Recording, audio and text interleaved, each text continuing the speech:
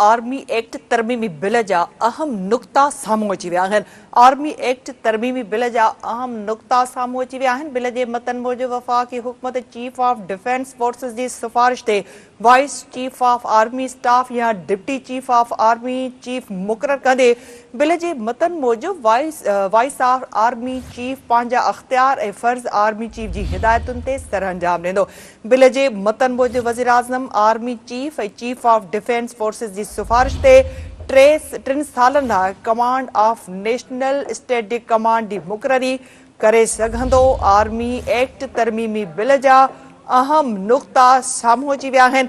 Bill जे मतन मूजिबि वफ़ाक़ी हुकूमत चीफ ऑफ डिफेंस फोर्सेस जी सिफ़ारिश ते vice chief of army staff या deputy chief of army chief मुक़ररु कंदे।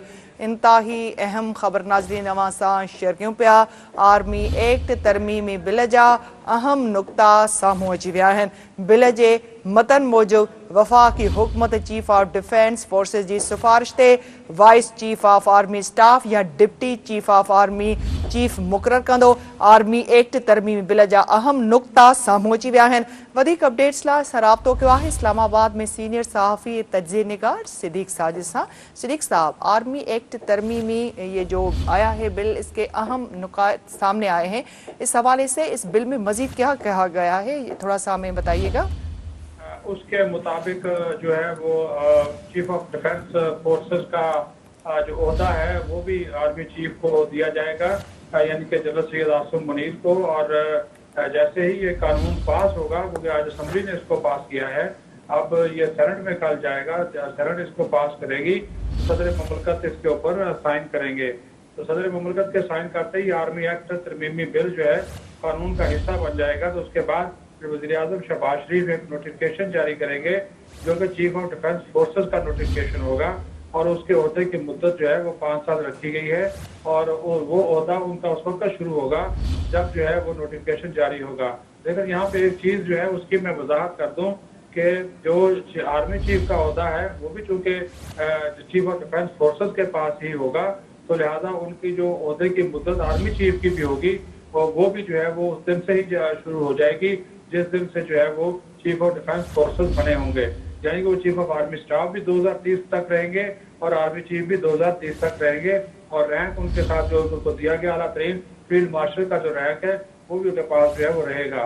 और दूसरा उसमें जो एक अहम चीज़ जो है वो शिफ्ट 11 है, वो उसमें शामिल की गई है कि आर्मी चीफ की सिफारिश पर जो है वज़ीर आज़म जो है वफाकी हुकूमत जो है वो वाइस आर्मी चीफ या deputy chief of army staff का जो है वो तकर्रर कर सकेंगे। और उसके बाद फिर जो एक पोस्ट ऑफ जर्नैल है उसको कमांडर नेशनल स्ट्रेटेजिक कमांड मुकर्रर किया जाएगा, क्योंकि 27 नवंबर 2025 यानी कि यही जो आ रहा है 27 नवंबर, इसको joint chief of staff committee का जो ओहदा है वो ख़त्म हो जाएगा। तो उसकी जगह पे कमांडर नेशनल स्ट्रेटेजिक कमांड का ओहदा वो अमल में लाया जाएगा, और उसका सरबराह पाक फौज से ताल्लुक रखने वाला एक जर्नैल होगा। और जो आर्मी के जो पाकिस्तान के एटमी प्रोग्राम और मिसाइल प्रोग्राम है, स्ट्रेटेजिक प्रोग्राम है पाकिस्तान का, उसकी जो कमांड है वो एक 4 स्टार जर्नैल जो है वो करेगा, और उसका जो तयन है उसके इख्तियारात का तयन वगैरह वफाकी हुकूमत जो है वो करेगी।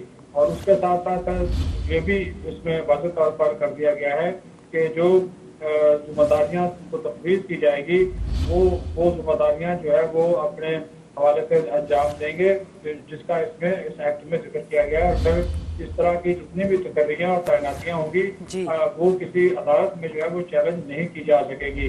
और दूसरा चीफ ऑफ डिफेंस फोर्सेस के इख्तियारात की बात है, तो वो वफाकी हुकूमत उनके इख्तियारात जिम्मेदारियों का तयन करेगी, लेकिन ये महदूद नहीं होगी। अगर वो मल्टी डोमेन एरियाज आ जाते हैं, पाकिस्तान की इंटीग्रिटी का मामला है और पॉलिसी इशूज आते हैं, तो फिर आर्मी चीफ जो है जो चीफ ऑफ डिफेंस फोर्सेस हैं उनके इख्तियारात जो है वो उसके हिसाब से इस्तेमाल कर सकेंगे। जी बहुत शुक्रिया सिद्दीक़ साहब अपडेट करने के लिए।